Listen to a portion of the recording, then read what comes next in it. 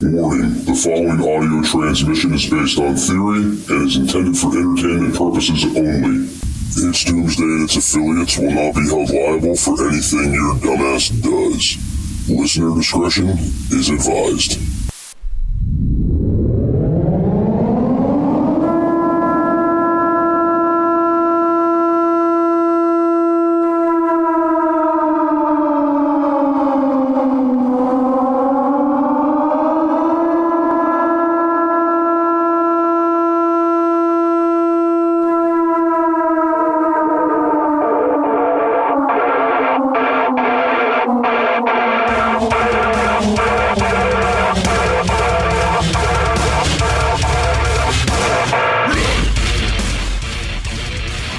Welcome, everybody, to It's Doomsday Podcast. Another grid down episode. Joining me today is a local prepper. What's going on, man? I don't know, man. Just trying to cook some breakfast and, well, the power's out. Breakfast and the power's out. You know what it sounds like to me? It sounds like we need to talk about some off-grid cooking. There we go. I like that. I like that. We segued right into that. It's nice. We're good at this. So, yeah, you might find yourself in a situation where you have to cook and you don't have the power or the means to do so. So, what do? Well, there's a ton of ways to cook off grid. The main one being fire. Do we want to start with fire? Sure. Oh, fire. Yes. So, now, as somebody that's kind of in the restaurant industry, I could tell you there's different things that require different heat temperatures and all these other things. The first tool I want you to have in your arsenal for anything is a meat thermometer. All right. And pretty much once you get to 175 degrees, all your meats are going to be safe for consumption. All right. So just bear that in mind. Like having that in your arsenal, whether you're cooking chicken from the freezer because you got to cook it because the power's out, or whether you're making that turkey tenderloin that was stuffed in the back of the fridge and you have to cook that, or you just got a deer, or you found a pork chop, whatever. You want to make sure that internal temperature is getting to where you want it to be, because your oven that has a timer and you know based on one chicken breast, I got to cook this at 375 for 45 minutes and it's done. You're not going to have that luxury anymore. That is gone. So your most invaluable tool you're going to have is going to be a meat thermometer, or you just cook everything till it's burnt. Choice is yours. That's probably why so much food in the early days was just cardboard after you cooked it. Right. Yeah, because they didn't want to get sick. So it's like you got to burn it or you're going to be sick. Like the idea of people eating a raw steak back in the day may have been very scary. I don't know. What were things like in the 1800s, local prepper? Well, they were a little cold. Everything was covered with animal fur, and the women never talked back. Oh, sounds great. Sounds fantastic. Okay, so now there are some differences here. Because you do have things you're going to cook just to temperature for consumption, like a can of beans or a can of corn, right?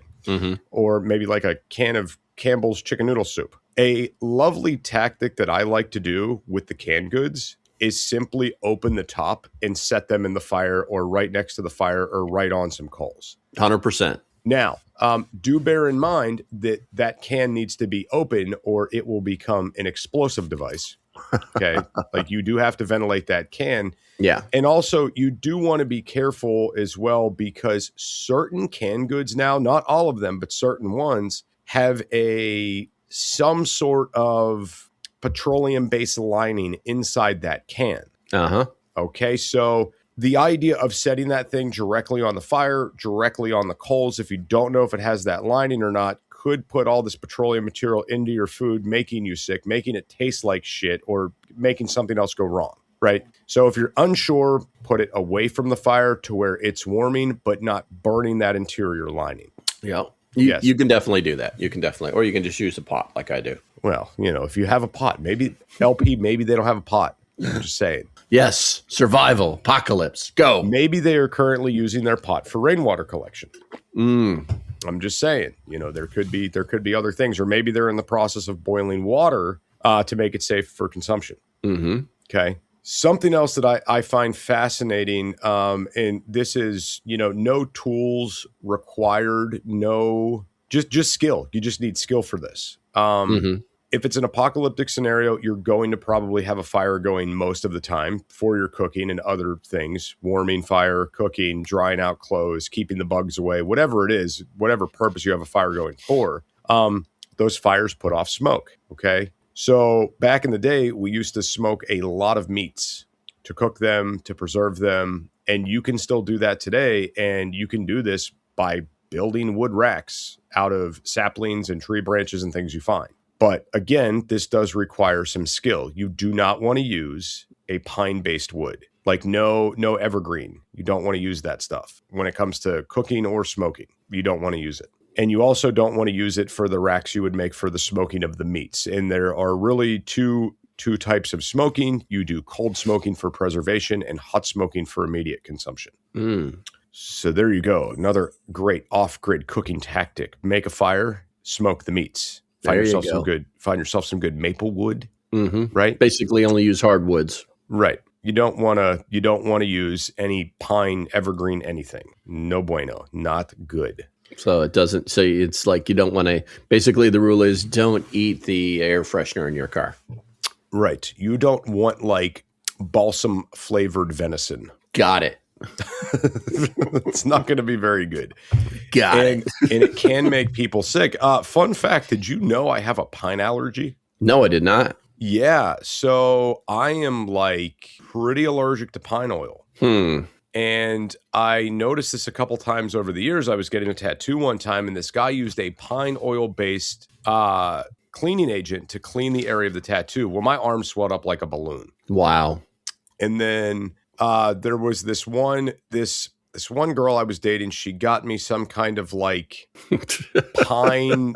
It was like some kind of pine-based like hand cream or something. Okay, because that's what you want to call it. Go ahead. It tore me up bad. It was I bet really bad. And then I noticed over the years, if I'm doing a lot of chainsaw work around pines, my eyes will swell up like it gets bad. Sinuses will start running. So I do have some sort of a pine allergy. So I don't know what would happen if I would ingest like, the balsam venison. I don't know what would happen. Yeah. Yeah. You're probably going to have probably one of the worst days of your life. Possibly. Quite possibly. Another thing I want to point out to people when it comes to this off-grid cooking stuff, which is a great tool you probably all have, just never think to use it. Your propane grill that's outside or your charcoal grill that's outside is obviously the go-to for everything. Just right off the rip, the grid's down, the power's out, use the grill. Let's go grill. Keep it simple, stupid. That thing cooks with no power. Don't forget you have that ability. And you could stock the propane. You could stock the charcoal. These things are fine to purchase in bulk and have around. Just keep it protected from the weather and out of immediate sun, and it'll be fine. It'll be ready when you need it to be. That's all. And I don't think that lighter fluid really expires either. I think I'm pretty sure it doesn't. I've never heard of it doing that. Yeah, me either. I've kept it around for years and like, oh, I forgot I had this and used it, and it's no problem. That's a fire. No problem at all. So you had mentioned previously about, not in this episode, but in a previous episode, you started getting on cast iron a little bit, and then we kind of jumped off topic to something else. Yeah. So do you want to bring up the references to the cast iron? Well, I think the important thing to remember, especially if you're talking about cooking on a wood fire or over a wood fire, is that you're going to have issues with modern cookware. I mean, unless it is like 100% metal, down to the rivets, you're going to have a problem with. You're not going to be able to handle it. The handle's going to melt, and frankly, cooking with cast iron over fire. It's just, the food just tastes better. I'll be honest with you. I don't know why. Maybe it's because the heat can be, and heat is an issue too, with like, how big is your fire? Are you cooking on coals? Are you cooking over the fire on top of it? That distribution of heat throughout the pan or pot is going to have a huge effect. It's kind of like if anybody's ever tried to cook a steak on like a miniature camping stove, you're going to find out real quick that you just wasted that steak. You're going to eat it. You're going to go yum, yum, and you're going to go like, I need steak sauce. But it's just not going to be as good as if it was either cooked on over grill on a fire or in a cast iron pan over the fire. It's just not going to taste, because you're going to have some major heat issues that it's going to ruin your food. It's going to ruin your food. A lot of people burn their food when they cook over fire, and cast iron actually takes care of that problem. So on the note of the cast iron, something I would like to point out, how you mentioned, the thickness of the pots and the pans. You get more temperature consistency with the thicker cookware. Yep. And a lot of people don't realize that, because they've been buying these like T-Fal or T-Fail cook sets from Walmart for the last 25 years that are just this thick, crappy aluminum with the non-stick coating that sticks to your food and not to the pot. And we're used to seeing that these things, they have temperature variations throughout the pan. So like an egg might cook faster on one side or the other, depending on what part of that pan is making contact with the burner on the stove. But when you get into heavier cookware, you don't have that issue. And that's why the cast iron is so invaluable on the fire, because if a quarter of that cast iron is over the fire, that heat temperature transfer is going to transfer throughout that cast iron pan. And you're going to get more of a consistent temperature. Are you still going to have a hot side and a cold side? Yes, but not as if you were cooking with some of these other things. And I highly recommend just, cooking over the coals versus the fire, but the cast iron is the way to go. And it was, we made, it was prepper camp a few years ago. We made an absolute ton of chili over the fire in my cast iron Dutch oven. Yeah, man. Delicious chili. LP said it's the best chili he's ever eaten. No, I didn't. My chili is always the best chili I've ever eaten. It's just the way it is. Yeah. So, but no, and I'm not saying to go out tomorrow and throw your pots and pans away or do anything like that. But if you fancy yourself a prepper, by God, you better have some outdoor cooking apparatus. Yeah. And let me add to that too. The day in this particular age, cast iron, not all cast iron is created equal. But I tell you what, Lodge is a reputable brand. They've been around for a long time, and they sell them in the camping section at Walmart. Every damn size you can think of, you can either buy at the local Walmart or you can order offline. It's really that easy. Some people want to spend $100 on a pan.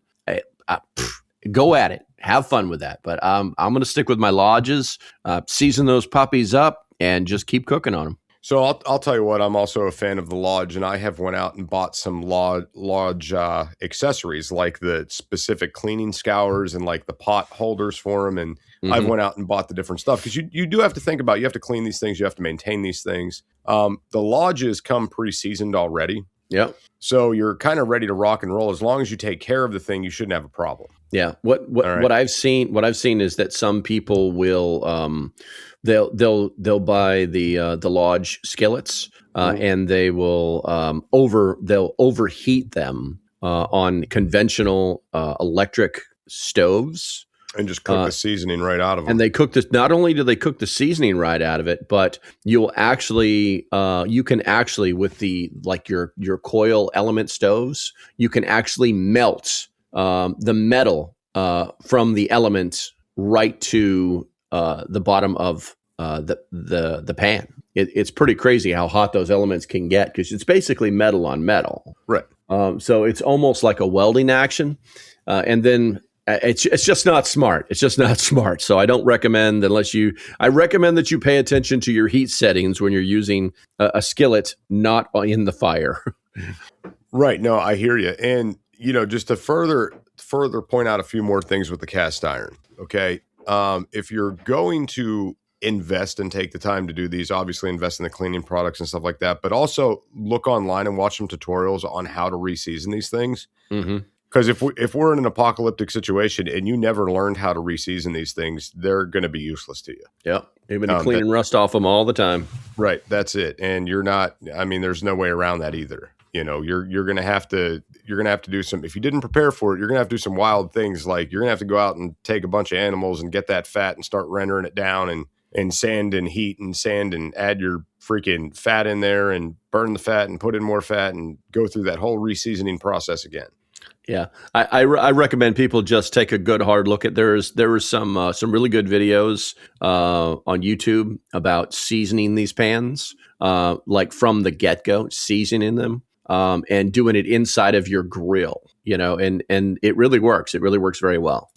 So basically, like you're putting it in the grill and it's acting like an oven to heat the thing. And yeah, exactly. Okay, I got you. Exactly. That's a pretty smart idea. I like it. Yeah. The worst thing that's going to happen is you're going to use up a small can of fuel and then, but you're going to have a seasoned pan, and you didn't have to burn it. You didn't have to do anything crazy to it. You just had to follow the simple instructions. Right.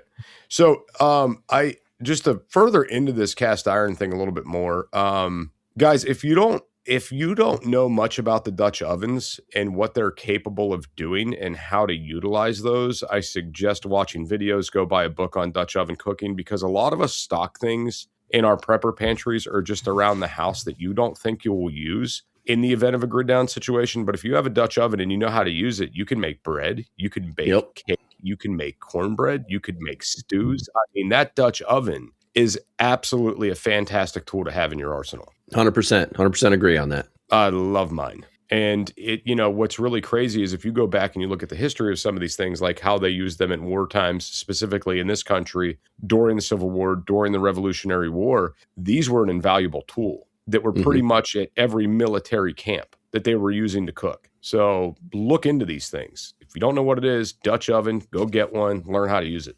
All right, I'm going to get off the Dutch oven kick for a while. Good. I think I said everything I could say about it. What about the German oven? The German oven? Yeah, I never heard that either. I just needed to try an accent. I don't think we should go down that road. We might lose a couple listeners. Oh no, not that. Well, that's where my brain went. Yeah. Yeah, let's not go there. But I think we need to backtrack just a little bit and talk about like why grid down cooking actually matters. And there's basically I've got like 4 key points. Now, well, the first one is that it's like from the beginning to the end of a problem. So a lot of people don't really know this, but it's like the average, once the power goes out, the average fridge will only continue to maintain that safe 34 degrees for 4 to 6 hours without its power. I don't care how modern it is. It's going to not be 34 degrees. And with a freezer, you might get 24 to 48 hours out of it, depending on what you do to it, where it is. There's a lot of variables. But another thing is, a lot of people don't think about this is, especially people that live in modern homes that have gas stoves, they don't really think about like what happens when there's no power and their electronic ignition doesn't work, and then they're fumbling around the house trying to find a match or a lighter from their kid who's not supposed to be smoking, that kind of thing. They're going to need a workaround, right? And then most people, I hate to say this, but most people that are not in the preparedness space, that they have probably less than 3 days of food that doesn't require cooking. So anything past that, they're kind of screwed. The TV dinners, the microwave food, the stuff they bought from Walmart last week, things like that. So they probably, what I'm basically saying is that they have less than 3 days worth of food that doesn't require, that requires a microwave, and then I would probably say that, a lot of people forget that cooking itself, just the act of it, the getting ready to eat that food and then eating that food, that equals morale. It focuses on normalcy, and it can really help out with nutrition during a crisis. So I think it's important to understand why we're actually why we need to know how to do grid down cooking and having the ability to do it. So I got a couple things I'd like to throw out with the morality side of this. So whenever we had the lockdowns, okay, my wife got really good at baking bread because, she was so beside herself with, we can't go to work. What are we going to do financially? Like, this is just bad. Mm-hmm. So she perfected her bread making abilities and just pretty much baked bread every day throughout the pandemic. Nice. Till we were all able to return to work. And it was one of those things where like, that's what she needed to do to not go crazy. And just very interesting. And then another point I want to make on this this whole grid down thing too. When we got hit with Hurricane Helene and everything was shut down and we had no power, the restaurants run off gas. Yeah. And we still had gas, so we were still able to cook, but we had no power. So we ended up supplying power to the restaurant with a generator, and we're able to keep the restaurant open and basically just fed all the first responders for free.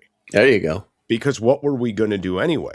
The food's going to go bad if we don't get a generator out here. And what's the point of running a generator if you're not going to be here to monitor it? And what's the point of having a restaurant if you can't feed the people who need to eat that are fixing the town and saving the lives? Right? So those two instances, cooking became a big morale booster.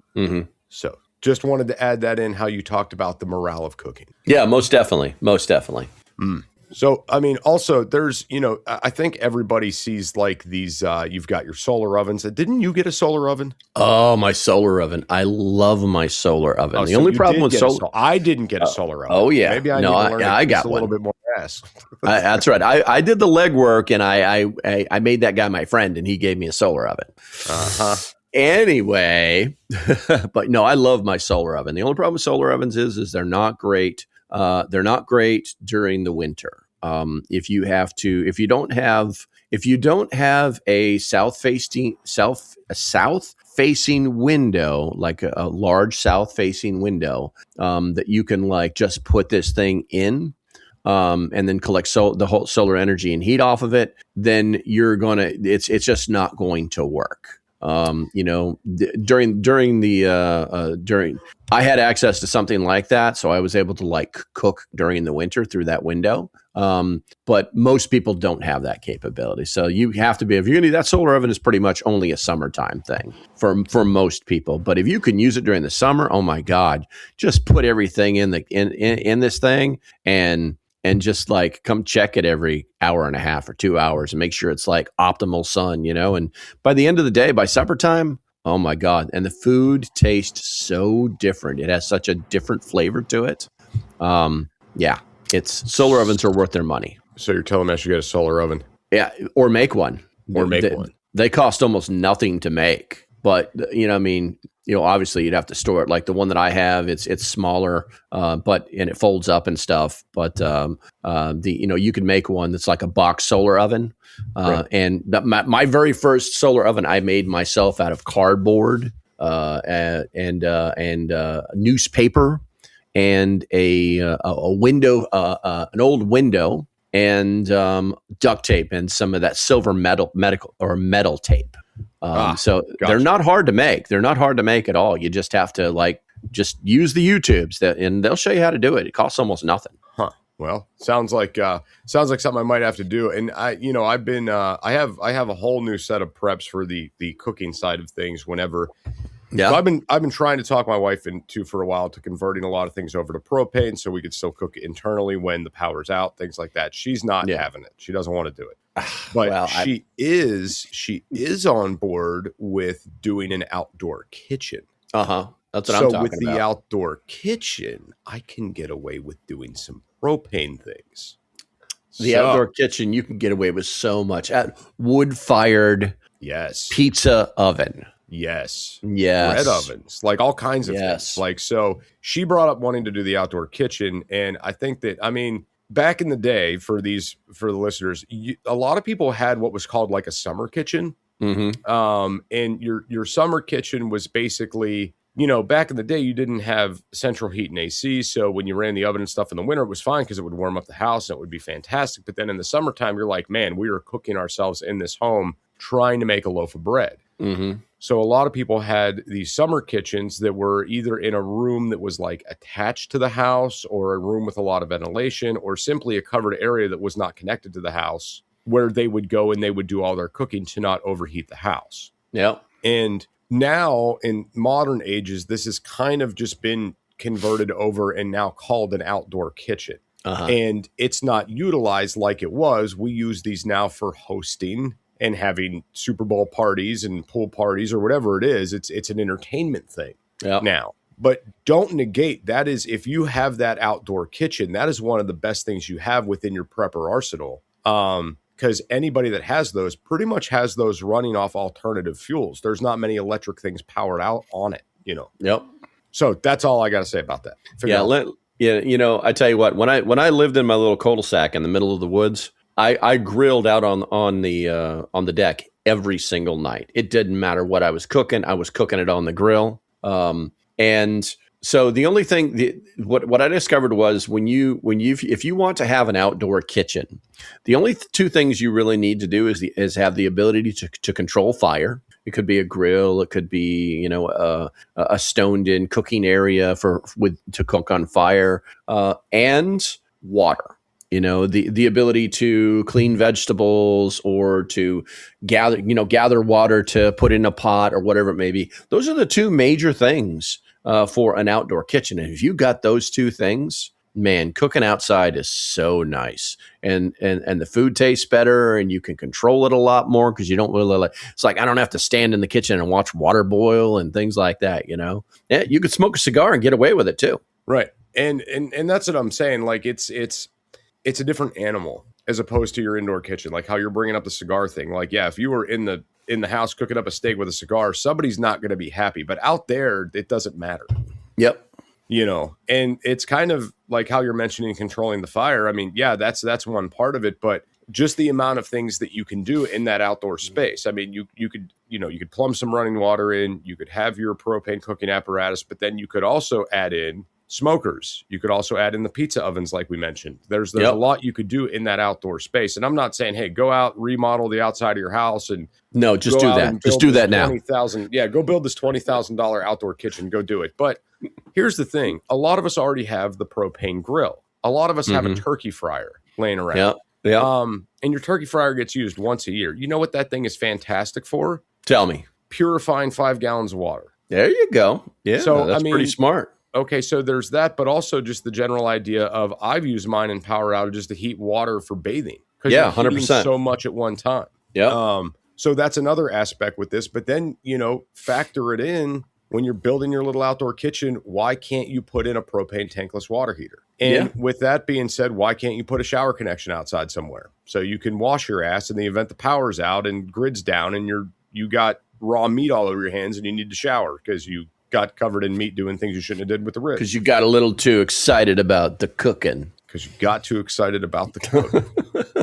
Now, I think that one last thing that I do want to point out with this off-grid cooking thing, though, is like, you could do everything we're saying, but if you're not dedicating time into your fuel sources, all of this is useless. All this information is not going to do you any good if you're not dedicating time to your fuel sources. So if your primary fuel source is going to be propane, get that situation ironed out, whether you're going to have a ton of 20-pound tanks or you're going to get a big 200-pound tank that a truck's going to come out and refill. Yeah. Or if you say, hey, I'm going to do wood only, get the correct woods, learn tree identification, and stock up on those woods. If you have property like I have, go out in the summer on nice days, cut up the logs, get them stocked up for these off-season times. Figure out that fuel source. I know when we do our outdoor kitchen here, it's probably all going to be run on propane. Yeah.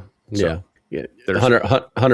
A lot, and a lot of people don't think about it too. But propane acts differently at different temperatures. And like one of those little 1 pound bottles, those things will only last for an hour to an hour and a half, right. And just be constantly running it. So, and then like the 20-pound ones, those things are probably good for 18 to 25 hours if you're using them on low, you know what I'm saying? If you haven't got the valve cranked all the way open, even though you get the regulators and stuff, on the back end. But they're only going to last for so long. So it's probably a good idea to be paying attention to what you're using. But propane is definitely the way to go. Oh, yeah, absolutely. And one final thing that I do want to throw in here for this outdoor cooking thing is, guys, remember, being sanitary gets you bonus points with this. So don't forget, you have things like salmonella and, food contaminants and whatnot. So, having the things around you need to wash your hands and clean your pots and pans and, all these things to maintain and take care of these, it should also be in your stockpile. Most definitely. That's it. That's all I got, man. That should be it. All right. Well, everybody like, share, and subscribe to the It's DoomsDay podcast. We will catch you guys on the next episode.